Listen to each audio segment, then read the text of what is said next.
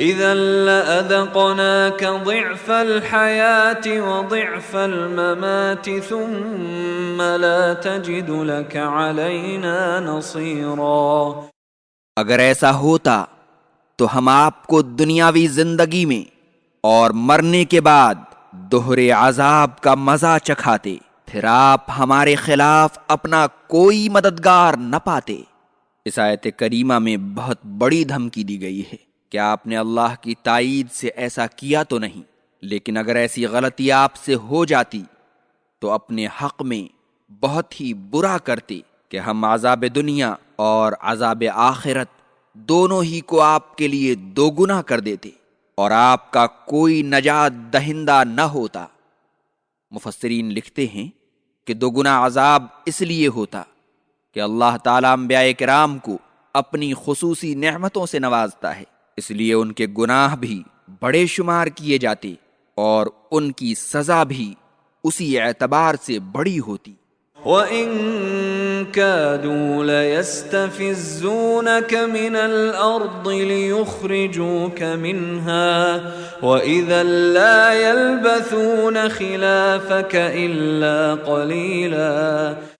اور قریب تھا کہ کفار آپ کو سرزمین مکہ میں رہنے سے گھبرا دیتے تاکہ آپ کو وہاں سے نکال دیں۔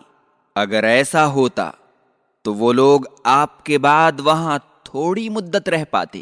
نبی کریم صلی اللہ علیہ وسلم کو ان کی دعوت توحید سے روکنے کی جب تمام شیطانی چالیں ناکام ہو گئیں تو کافروں نے آپ کو پریشان کرنا شروع کر دیا تاکہ آپ تنگ آ کر مکہ سے باہر چلے جائیں۔ اسی کی طرف اس آیت کریمہ میں اشارہ ہے کہ اگر مشرکین آپ کو نکال دیتے تو آپ کے بعد وہ لوگ کچھ ہی دن زمین پر زندہ رہتے، اس لیے کہ اللہ کی سنت یہی رہی ہے کہ جب بھی کسی قوم نے اپنے نبی کو شہر بدر کیا اللہ نے انہیں ہلاک کر دیا، یا جب بھی اللہ نے کسی قوم کو ہلاک کرنا چاہا تو پہلے اپنے نبی کو وہاں سے نکل جانے کا حکم دے دیا، لیکن اللہ نے ان کے دلوں سے یہ بات نکال دی، چنانچہ انہوں نے آپ کو مکہ سے نکال دینے کا ارادہ ترک کر دیا۔ اس کے بعد آپ خود ہی اللہ کے حکم کے مطابق ہجرت کر کے مدینہ چلے گئے۔ سنت من قد ارسلنا قبلك من رسلنا ولا تجد لسنتنا تحویلا۔ یہی طریقہ ان کے رسولوں کے لیے اپنایا گیا تھا جنہیں ہم نے آپ سے پہلے بھیجا تھا، اور آپ ہمارے اس طریقے میں کوئی تبدیلی نہیں پائیں گے۔ اقم الصلاة لدلوك الشمس الى غسق الليل وقرآن الفجر ان قرآن الفجر كان مشهودا۔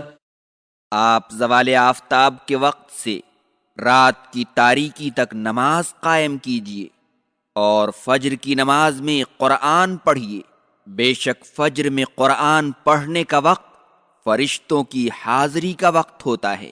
روز قیامت اس دن کے جزا و سزا اور مشرکین عرب کی بعض سازشوں کو بیان کرنے کے بعد اس آیت کریمہ میں اللہ تعالیٰ نے نبی کریم صلی اللہ علیہ وسلم کو نماز قائم کرنے کا حکم دیا ہے، جو سب سے اہم عبادت ہے اور اللہ تعالیٰ سے مدد مانگنے کا سب سے بہتر طریقہ ہے، جیسا کہ اللہ نے سورۃ البقرہ آیت 45 میں فرمایا ہے وَاسْتَعِینُوا بِالصَّبْرِ وَالصَّلَاةِ، کہ اے مسلمانوں تم لوگ صبر اور نماز کے ذریعے اللہ سے مدد مانگو۔ مفسرین کا اجماع ہے کہ اس سے مراد نماز پنجگانہ ہے، جس کی ادائیگی ان کے محدود اوقات میں فرض ہے۔ شیخ الاسلام ابن تیمیہ اور اکثر مفسرین کی رائے ہے کہ دلوک الشمس کا معنی زوال آفتاب ہے، جو ظہر اور عصر کی نماز پر دلالت کرتا ہے، اور غسق اللیل سے مراد رات کی تاریکی ہے، جو مغرب اور عشاء کے درمیان مشترک ہے، اور قرآن الفجر سے مراد نماز فجر ہے۔ حافظ ابن کثیر کہتے ہیں کہ نبی کریم صلی اللہ علیہ وسلم کی متواتر قولی اور فعلی سنتوں کے ذریعے ان اوقات کی تفصیل بیان کی جا چکی ہے، اور ابتدائے اسلام سے آج تک امت اس پر عمل پیرا ہے۔ مفسر ابو سعود لکھتے ہیں کہ جبرائیل علیہ السلام نے ہر نماز کا وقت بیان کر دیا، اور نبی کریم صلی اللہ علیہ وسلم نے ہر نماز کی تعداد رکعت بیان فرما دی۔ ابن سیرین، ابن المنذر اور کچھ دیگر ائمہ کرام نے اسی آیت سے استدلال کرتے ہوئے کہا ہے کہ کبھی کبھار بغیر خوف و بیماری اور بغیر بارش کے ظہر و عصر اور مغرب و عشاء کو جمع کر کے پڑھنا جائز ہے۔ بخاری و مسلم نے ابن عباس رضی اللہ عنہما سے روایت کی ہے کہ نبی کریم صلی اللہ علیہ وسلم نے مدینہ میں 7-8 دن تک ظہر و عصر اور مغرب و عشاء کی نمازیں جمع کر کے پڑھیں، اور مسلم کی ایک روایت میں ہے کہ ایسا آپ نے بغیر خوف اور بغیر سفر کے کیا، لیکن بہت سے راویوں نے آپ صلی اللہ علیہ وسلم کے اس فعل کو برسات کی رات پر محمول کیا ہے۔ واللہ عالم۔ ان قرآن الفجر کان مشہودہ سے مراد فجر کی نماز کا وقت ہے، جب رات اور دن کے فرشتے جمع ہو جاتے ہیں۔ بخاری شریف کی ابو ہریرہ رضی اللہ عنہ سے مروی حدیث سے یہی ثابت ہے، اور جمہور مفسرین کی یہی رائے ہے۔ حضرت سہل رضی اللہ عنہ سے روایت ہے کہ نبی کریم صلی اللہ علیہ وسلم نے فرمایا، جنت میں ایک دروازہ ہے جس کو ریان کہتے ہیں، روزے دار جنت میں اس دروازے سے جائیں گے، روزے داروں کے سوا کوئی اس میں سے نہیں جائے گا۔ اعلان کیا جائے گا، روزے دار کہاں ہیں؟ وہ اٹھ کھڑے ہوں گے، ان کے سوا اس میں سے کوئی نہیں جائے گا۔ جب یہ لوگ اندر چلے جائیں گے تو دروازہ بند ہو جائے گا، کوئی اور اس میں سے نہیں جا سکے گا۔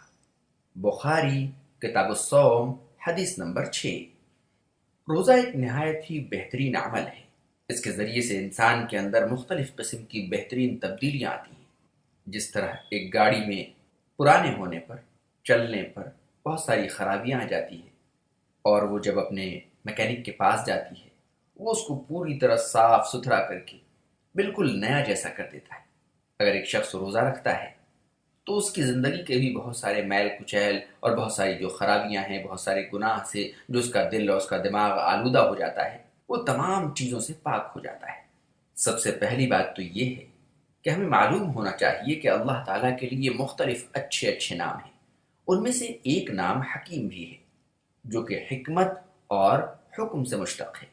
چونکہ حکم بھی اللہ تعالیٰ کا ہی ہے، لہٰذا اس کے تمام احکام بھی نہایت پر حکمت ہیں۔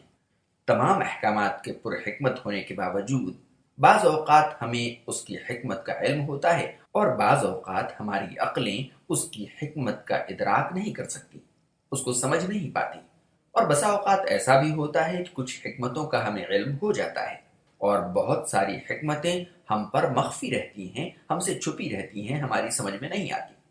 اللہ تعالیٰ نے روزہ فرض کرتے ہوئے اس کے حکم کا بھی ذکر فرمایا ہے، جیسا کہ ارشاد ہے، یا ایھا الذین آمنوا کتب علیکم الصیام کما کتب علی الذین من قبلکم لعلکم تتقون، سورۃ البقرہ آیت 187۔ اے ایمان والو، تم پر روزے فرض کر دیے گئے ہیں جیسا کہ تم سے پہلے لوگوں پر فرض کیے گئے تھے، تاکہ تم پرہیزگار بن جاؤ۔ اس آیت سے معلوم ہوا کہ روزے کو اللہ تعالیٰ نے تقوی و پرہیزگاری حاصل کرنے کا ذریعہ بنا دیا ہے۔ اہل علم نے روزے کی مشروعیت کی مختلف حکمتیں بیان کی ہیں، جو سب کی سب تقوی کی ہی خصلتیں ہیں۔ روزے کی ایک حکمت تو یہ ہے کہ روزہ اللہ تعالیٰ کی عطا کردہ نعمتوں کے شکر کا ایک وسیلہ ہے، ایک ذریعہ ہے۔ روزہ نام ہے کھانا پینا ترک کرنے کا، اور کھانا پینا اللہ کی بہت بڑی نعمت ہے، لہٰذا اس سے کچھ دیر کے لیے رک جانا اس کی قدر و قیمت معلوم کراتا ہے۔ پھر انسان ان نعمتوں کا شکر ادا کرنے پر راغب ہوتا ہے، اس کو اس بات کا خیال آتا ہے کہ اللہ نے اتنی پیاری پیاری چیزیں کھانے کی پیدا کی ہیں، اس پر میرا حق ہے، لیکن ساتھ ہی ان غریبوں، مجبوروں، مسکینوں کا بھی حق ہے۔ دوسری حکمت یہ بیان کی جا سکتی ہے کہ روزے سے شہوت پر قابو پایا جاتا ہے، کیونکہ جب انسان سیر ہو اور اس کا پیٹ بھرا ہوا ہو تو اسے شہوت کی تمنا ہوتی ہے، اور جب بھوکا ہوتا ہے تو خواہشات اور شہوت سے اجتناب کرتا ہے۔ یہی وجہ ہے کہ نبی کریم صلی اللہ علیہ وسلم نے فرمایا تھا کہ اے نوجوانوں کی جماعت، تم میں سے جسے نکاح کرنے کی استطاعت ہو اسے نکاح کرنا چاہیے، کیونکہ نکاح نظر کو جھکانے والا اور شرمگاہ کو محفوظ رکھنے والا ہے، اور جسے استطاعت نہ ہو اس کے لیے روزے کا اہتمام و التزام ضروری ہے، اس لیے کہ روزہ اس کے لیے ڈھال ہے۔ تیسری حکمت یہ بیان کی گئی ہے کہ روزہ حرام اشیاء یعنی حرام چیزوں سے اجتناب کا بچنے کا ذریعہ ہے، کیونکہ انسان جب رضائے الہی کے حصول کے لیے حلال اشیاء کو ترک کر دینے پر تیار ہو جاتا ہے، حلال چیزوں کے کھانے پینے سے رک جاتا ہے، تو جب وہ روزہ رکھے گا تو یقینی طور سے حرام چیزوں کو چھوڑ دینے پر اس کا دل مزید آمادہ ہو جائے گا۔ اس طرح روزہ انسان کے لیے حرام کاموں سے بچنے کا وسیلہ اور ذریعہ بن جاتا ہے۔ چوتھی حکمت یہ بیان کی گئی ہے کہ روزہ انسان کو اس ایمان و یقین پر تیار کرتا ہے کہ اللہ ہر لمحہ اس کی نگہبانی و نگرانی کر رہا ہے۔ یہی وجہ ہے کہ انسان قدرت و طاقت کے باوجود اپنی خواہشات اور حلال اشیاء ترک کر دیتا ہے، چھوڑ دیتا ہے، کیونکہ اسے یقین محکم ہوتا ہے کہ اللہ تعالیٰ اسے دیکھ رہا ہے۔ روزے کی اور بھی حکمتیں ہیں، ہم اسے انشاءاللہ آئندہ اسباق میں بیان کریں گے۔ اللہ ہمیں اس رمضان المبارک میں روزے کی توفیق عطا فرمائے اور ہمارے لیے روزے کو آسان فرما دے، اور اس روزے کی برکت سے ہماری زندگیوں میں اچھائیوں کی، نیکیوں کی، دنیا و آخرت کی ہر بھلائی کی بہار آ جائے۔ آمین۔